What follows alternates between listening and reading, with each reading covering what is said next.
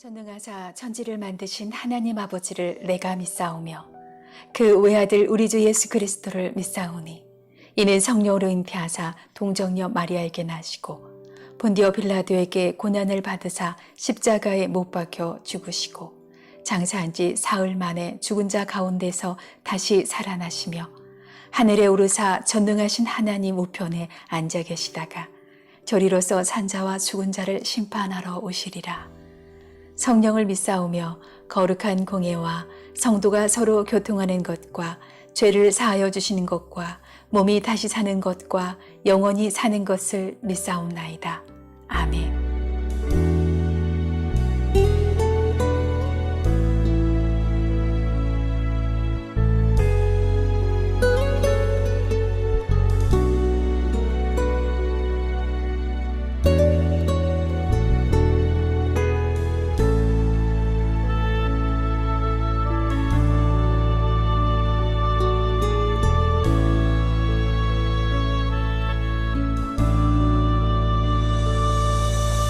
주님 보좌 앞에 나아가 참된 안식과 기쁨 나누리겠네.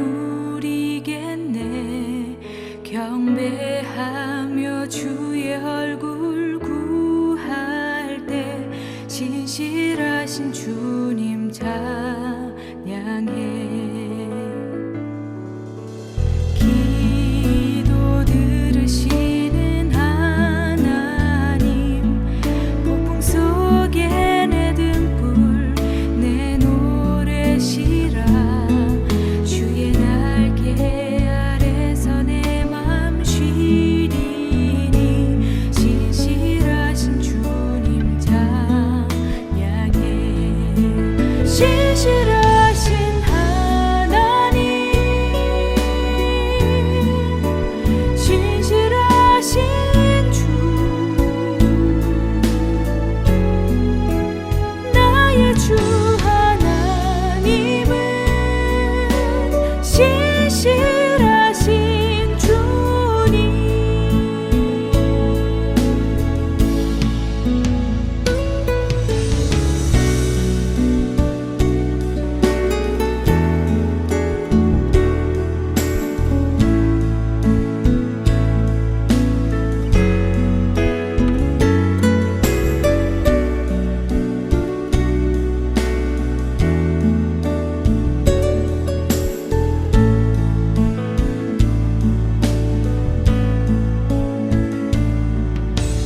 평화 내려주신 하나님, 나로 고통받는 자를 위로하게 하소서.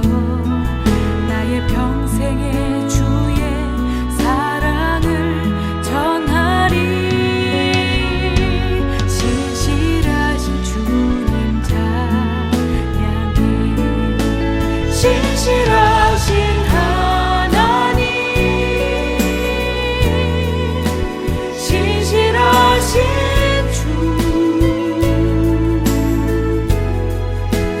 나의 주 하나님은 신실하신 주님.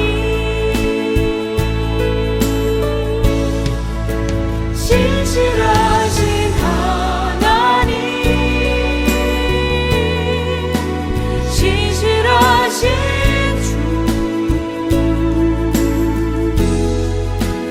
나의 주 하나님은 신실하신 주님. 나의 주 하나님은 신실하신 주님.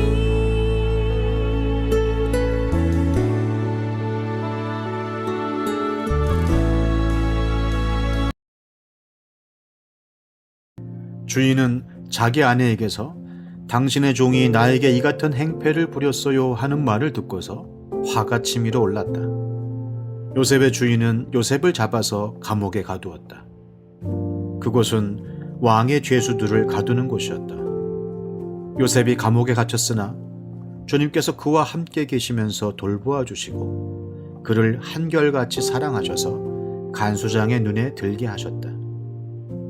간수장은 감옥 안에 있는 죄수를 모두 요셉에게 맡기고 감옥 안에서 일어나는 온갖 일을 요셉이 혼자 처리하게 하였다. 간수장은 요셉에게 모든 일을 맡기고 아무것도 간섭하지 않았다. 그렇게 된 것은 주님께서 요셉과 함께 계시기 때문이며 주님께서 요셉을 돌보셔서 그가 하는 일은 무엇이나 다 잘되게 해주셨기 때문이다. 창세기 40장. 이런 일들이 있은 지 얼마 뒤에 이집트 왕에게 술잔을 올리는 시종장과 빵을 구워 올리는 시종장이 그들의 상전인 이집트 왕에게 잘못을 저지른 일이 있었다. 바로가 그 두 시종장 곧 술잔을 올리는 시종장과 빵을 구워 올리는 시종장에게 노하여서 그들을 경호대장의 집안에 있는 감옥에 가두었는데 그곳은 요셉이 갇힌 감옥이었다. 경호대장이 요셉을 시켜서 그 시종장들의 시중을 들게 하였으므로 요셉이 그들을 받들었다.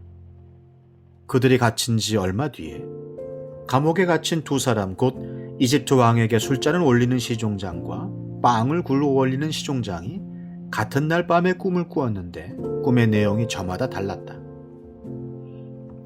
다음날 아침에 요셉이 그들에게 갔는데 요셉은 그들에게 근심스러운 빛이 있음을 보았다.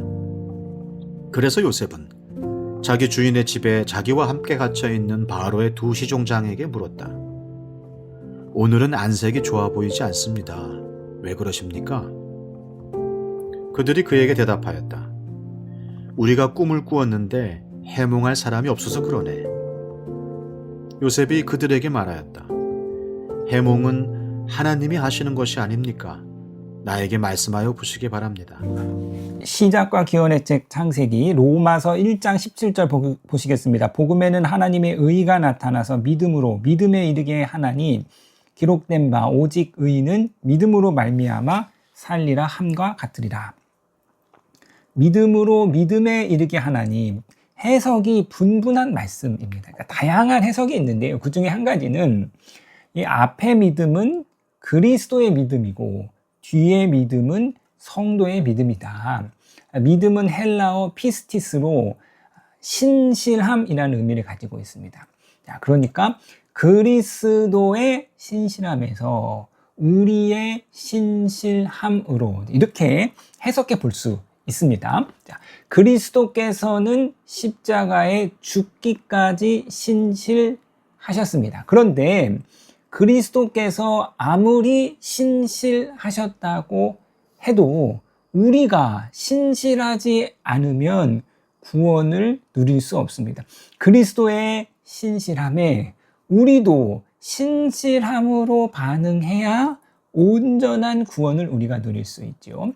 하나님이 아무리 요셉에게 신실하셨다고 해도 요셉 자신이 신실한 삶을 살지 않았다면 결코 요셉을 통해서 아름다운 구원의 역사를 이룰 수 없었을 것입니다. 자, 요셉이 애굽의 노예로 팔려갔으나 하나님은 요셉에게 신실하셨습니다.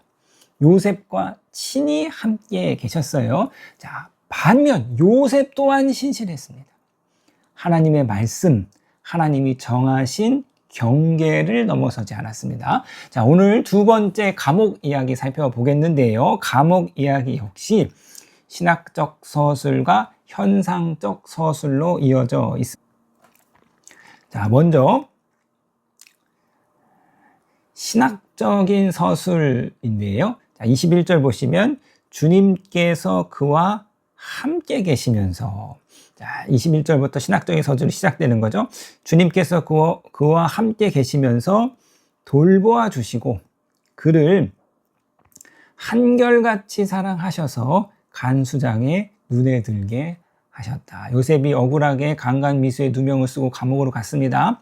자, 감옥에서도 하나님이 요셉과 함께 하셨습니다. 하나님이 요셉과 함께 지금 감옥까지 내려오셨어요. 감옥에서도 하나님이 요셉을 형통하게 하셨고 간수장이 요셉에게 감옥 재반 사무를 다 맡기게 했습니다.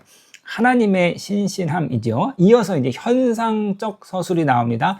40장 1절에 이런 일이 있은 지 얼마 뒤에 이제 이어서 현상적인 서술이 나오는데요. 자, 이 감옥에 바로 왕의 최측근인 술 맡은 관원과 떡 맡은 관원을 이제 요셉이 섬기게 되는데, 자, 여기서 요셉의 신실함이 드러나는데요. 6절에서 7절 보시겠습니다.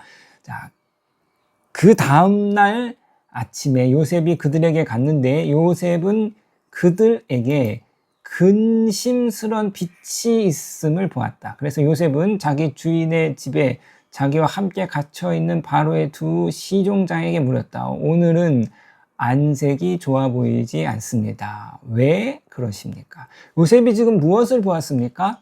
타인의 얼굴에 있는 근심을 보았습니다. 사랑하는 성도님 여러분, 지금 요셉이요, 남 신경 쓴 처지가 아니에요. 지 팔자가 지금 더럽게 꼬였습니다. 자기 코가 석자예요. 보디발의 아내만 생각하면 지금 막 분이 올라서 잠을 못 잘 판이에요. 형들만 생각하면 막 이가 갈릴 판이에요. 누구보다 근심으로 가득해야 할 사람이 요셉입니다. 그런데 그 요셉이 자기 문제에 빠져 있는 것이 아니라 타인의 얼굴에서 근심을 봅니다. 요셉은 자기 얼굴만 보는 사람이 아니라 타인의 얼굴에서도 근심을 볼 줄 아는 사람이었습니다. 타인의 근심을 보고 타인의 근심과 함께하고 타인의 근심을 해결해 주려고 애쓰는데요. 이것이 바로 요셉의 신실함이에요. 평생을 지 얼굴만 보고 사는 인생이 있습니다. 어쩜 그렇게 자기밖에 모르는지 모르겠어요. 어쩜 그렇게 자기 중심적으로 생각하는지 모르겠어요. 자기 문제밖에 볼 줄 모르니까 자기만 힘든 거죠. 지가 세상에서 제일 힘든 사람으로 사는 거예요. 무엇이 신실함입니까? 타인의 얼굴에서, 내 얼굴이 아니라 타인의 얼굴에서 근심을 보고 타인의 근심과 함께하고 타인의 근심을 해결해 주려는 것, 이것이 신실함이고, 결국 요셉의 이 신실함으로 인해서 요셉이 타인의 문제에 지금 오지랖을 떠는 거잖아요. 이 신실함으로 인해서 바로 왕 앞에 서게 되는 기회를 얻게 됩니다. 그러니까 남 돕다가 다른 사람 세워주다가 본인의 인생의 길이 열리는 거죠. 폐병 걸려서 죽으러 병원으로 들어갔는데 병원에서 주님 만났어요. 그리고 그 속에서 나보다 더 힘든 사람, 버려진 환자들을 돌보다가 자신이 치유받았다는 거 아니에요. 내 이웃의 얼굴에서 근심을 보고 내 교우의 얼굴에서 근심을 보고 그 근심과 함께하는 것이 바로 신실함입니다. 자, 하나님의 신실함과 요셉의 신실함이 만나서 이스라엘의 구원의 역사를 이루어가는 거죠. 하나님이 아무리 신실하셨다 할지라도 요셉이 자빠져 있으면, 아무것도 안 하고 인생 포기하고 있으면 결코 요셉을 통해서 하나님의 구원의 역사를 이룰 수 없었을 것입니다. 자, 하나님의 신실함과 저와 여러분의 신실함이 만나서 우리가 하나님의 말씀을 지키는 신실함으로 타인의 근심과 함께하는 신실함으로 살아갈 때 하나님의 신실함과 우리의 신실함이 만나서 우리의 삶을 통해서 구원이 이루어지고 하나님의 나라를 이루어 갈 것입니다. 사랑하는 성도님 여러분, 고난의 때에 신실함을 배워야 고난이 끝난 후에도 신실한 삶을 살아갈 수 있습니다. 반짝 스타가 아니라 롱런하는 사람의 특징은 신실함이죠. 하나님께 쓰임받는 사람, 하나님의 뜻을 온전히 이루는 사람의 특징은 신실함입니다. 하나님은 하나님의 시간표에 따라서 하나님의 스케줄에 따라서 일하실 것입니다. 하나님은 결코 당신의 시간을 인간에게 양보하시지 않습니다. 유한한 인간이 무한한 하나님의 시간표를 다 알 수 없지요. 우리는 하나님의 시간표를 알 수 없기에 언제 이 고난이 끝날지, 언제까지 내가 여기에 있어야 할지 몰라요. 모르지만 하나님의 시간을 신뢰하고 오늘 주어진 하루를 신실하게 살아야 합니다. 사랑하는 성도님 여러분, 하나님은 언제나 신실하십니다. 문제는 우리죠. 문제는 우리의 신실함입니다. 하나님은 언제나 신실하십니다. 그 신실한 하나님께 저와 여러분께서 우리의 신실함으로 반응하여서 우리를 통해서, 우리의 삶을 통해서 이 땅 가운데 구원의 역사, 하나님 나라를 이루어 가시는 저와 여러분 되시기를 주님의 이름으로 축원드립니다.